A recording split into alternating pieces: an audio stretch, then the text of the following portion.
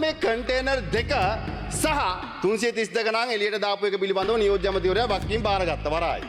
අද එතුමාගෙන් කඩ උත්තරයක්වත් ලියාගෙන නැහැ පොලිසියෙන් ඇයි මේක එළියට දැම්මේ කියලා. ඒ වගේම අතිගරු ජනාධිපතිතුමා පත් කරපු වාර්තාවෙම පැහැදිලිවම සඳහන් වෙනවා මේ පිළිබඳව පරීක්ෂණයක් කරන්න කියලා. ඔබතුමාලගේ ආණ්ඩුව ඒ පරීක්ෂණය ආරම්භ කරුවෙත් නැහැ. ඒ වාර්තාව සම්පූර්ණයෙන් සභාගත කළත් නැහැ. අඩු ගානේ පරීක්ෂණයක් කරන්න තියාගන්න නියෝජ්‍ය කතානායකතුමනි. එහෙමනම් මේ කන්ටේනර් 332 නියෝජ්‍ය ඇමතිවරයා කියනවා තියෙන දන දන්නවා කියලා. දැන් ගිහිල්ලා අල්ල ගන්න පුළුවන්. අනිත් පැත්තෙන් මොකද්ද? අර කන්ටේනර් දෙක සම්බන්ධයෙන් ඔබතුමාලා ක්‍රියාත්මක වුණේ කොහොමද? දැන් පහුගිය දවසේ මම දැක්කා ඔබතුමාලාම කියනවා දැන් තංගල්ලෙන් තව මත්ද්‍රව්‍ය අහුන්. මේ පොලිසිය බුද්ධ්‍යංශයක් නෙවෙයිනේ. ඉස්පිරිතාලට ගිහිල්ලා ඇඩ්මිට් වෙච්ච කෙනෙක්ගේ කට උත්තරයක් පදනම් කරගෙන ගිහිල්ලානේ. ඒ රේඩ් එක කරේ. නිකන් හරි ඒක බුද්ධ්‍යංශ වාර්තාවෙන් ආවන නියෝජ්‍ය කතානායකතුමනි ඒකත් යට ගහනවා. ඒකත් යට ගහනවා. ඒ හින්දා ඔබතුමාලා මේ අපි එක්ක තියෙන අරියස් එක වෙනම බේරගන්න. හැබැයි මේ අපි එක්ක තියෙන ප්‍රශ්නයකට මේ රටේ මත්ද්‍රව්‍ය ජාවාරම්කරුවන් හෝ සංවිධානාත්මක අපරාධ වලට නිදහසේ හැසිරෙන්න ඉඩ දෙන්න එපා. ඔබ අපිට චෝදනා කරනකොට ඔබ මතක තියාගන්න මේවායේ පිටිපස්සින සැබෑ ප්‍රස්තවාදීන් මේවා පිටිපස්සින සැබෑ මත්ද්‍රව්‍ය ජාවාරම්කරුවන් මේවා අපේ පිට දාලා උන් නිදහස් වෙන්න උත්සාහ කරනවා. අවසාන විනාඩි ගන්න යුද්ධ කතා එක පැහැදිලි කිරීමක් අදහසක් ඔය වගේම ගරු අමාත්‍යතුමත් ඉන්නේ හින්දා මේ ඔබතුමාලා හොඳ වැඩක් කරා පහුගිය කාලේ අතිගෞරව ජනාධිපතිතුමා මේ පොලිසියේ අර උසස් වීම් ටික දුන්නා අවුරුදු 10කට සේවා කාලේ තිබිච්ච අය. හැබැයි ගරු ඇමතිතුමනි STF එකට ඒක හම්බෙලා නැහැ. ඉතින් ඒ හින්දා ඔබතුමාගේ අවධානය යොමු කරන්න කියලා මම ඉල්ලනවා. මොකද මේ මත්ද්‍රව්‍ය ජාවාරම්කරුවන් වෙන්න පුළුවන් සංවිධානාත්මක අපරාධ මඩලන්න මේ රටේ ඉදිරියට එන්නේ STF එකෙන්. ඒ හින්දා ඔබතුමා ඒ ගැන ඔබේ අවධානය යොමු කරගන්න ගරු නියෝජ්‍ය කතානායකතුමනි. ඒ වගේම දැන් උතුරේ ඉදිරි කාල සීමාව තුළ උතුරු පළාතේ වර්ෂාපතනය පටන් ගන්නවා. ඒ වගේම දරුවෝට විභාග ලීමේ ගැටලුවක් තියෙනවා. පහුගිය කාලෙත් මේක ගැන අපි කතා කරා. හැබැයි වැස්ස වැහලා ගම් වතුර ගැලුවට පස්සේ තමයි ළමයිව පන්ති වලට එක්ක යන්න කටයුතු කරන්නේ. හින්දා දැන්වත් මේ දැන් අපි මොන්සූන් එක එන බව දන්නවා. සාමාන්‍යයෙන් උතුරේ මේ කාලේ වහිනකොට ඉතාමත් අධික වර්ෂාපතනයක් වැටෙනවා ගරු නියෝජ්‍ය කතානායකතුමනි. හින්දා ගරු අග්‍රාමාත්‍යතුමිය නැතත් මේකේ අවධානය දැම්ම යොමු කළා ඒ සාමාන්‍ය පෙළ උසස් පෙළ ලියන දරුවන්ට ඒ කාරණේ කරන්න අවස්ථාව හදලා දෙන්න කියලා ඉල්ලීමක් කරනවා. Yes, Honorable Minister. කරු කතානායකතුමනි අපි කිසිවිටකත් හමුදා නිලධාරීන් හෝ වෙනත් කිසිවෙක් පොලිසිය මගින් අත්අඩංගුවට අරන් නැහැ. යම් අත්අඩංගුවට ගැනීමක් සිද්ධ වෙලා තියෙනවා නම් ඒ සියලුම අත්අඩංගුවට ගැනීම සිද්ධ වෙලා තියෙන්නේ අධිකරණ නියෝග අනුව.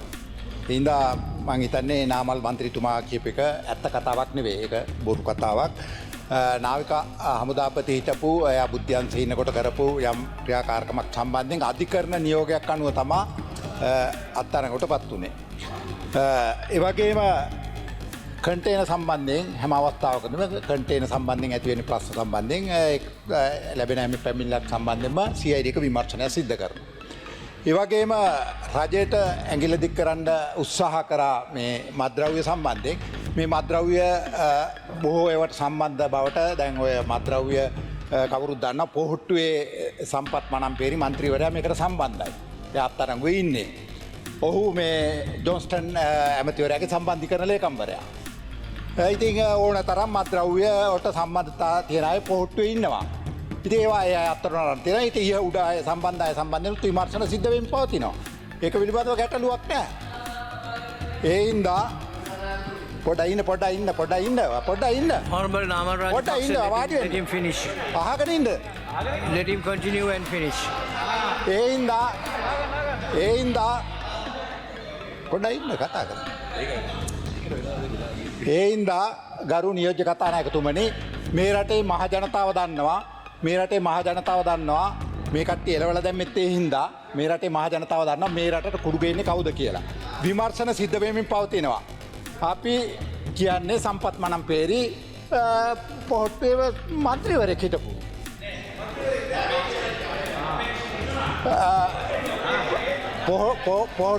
පොහොට්ටුවේ සංවිධායක.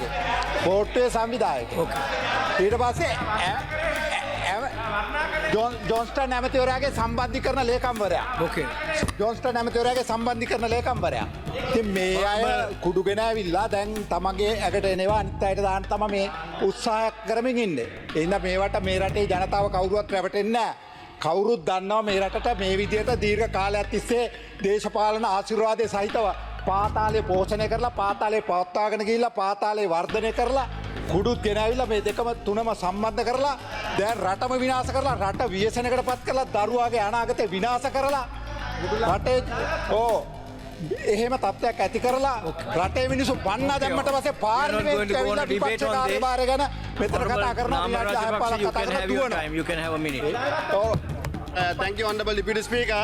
නෑ ඔබතුමාගේ කාරණය පිළිබඳ පැහැදිලි. ඔබතුමා මේ අනේ ඇමතුමානේ කරුණාකරලා කෑ ගහන්න තු අහගන්නකෝ දැන්. පොඩ අහගන්නකෝ. ඔබතුමාලා පරීක්ෂණ කටයුතු කරන්න. සම්පත් මනම්පේරිය ඔව් ඡන්ද ඉල්ලුව අපි ඔබතුමාලාගේ ජාතික ලයිස්තු හිටපු කෙනා වගේ මේක හංගගන්නේ නෑ. පාස්කෝඩ් ප්‍රහාරට සම්බන්ධ වෙච්ච කෙනා ජාතික ලයිස්තු හිටියා කියලා අපි හංගන්නේ නෑනේ. ඔබතුමාලා හොයන්න. ඒ වගේම නියෝජ්‍ය කතානායකතුරු ඔහු මේකට සම්බන්ධයි නම් ඔහුට උපරිම දඬුවම දෙන්න. ඒ ගැන ප්‍රශ්නයක් නෑ. හැබැයි ඔබතුමාගේ මට පැහැදිලි කිරීමක් ඕනේ. UNO DC එකෙන් ආපු බුද්ධ්‍යංශ වාර්තාවට ක්‍රියාත්මක නොවුනේ ඇයි කියන ප්‍රශ්නෙට උත්තරයක් දෙන්න.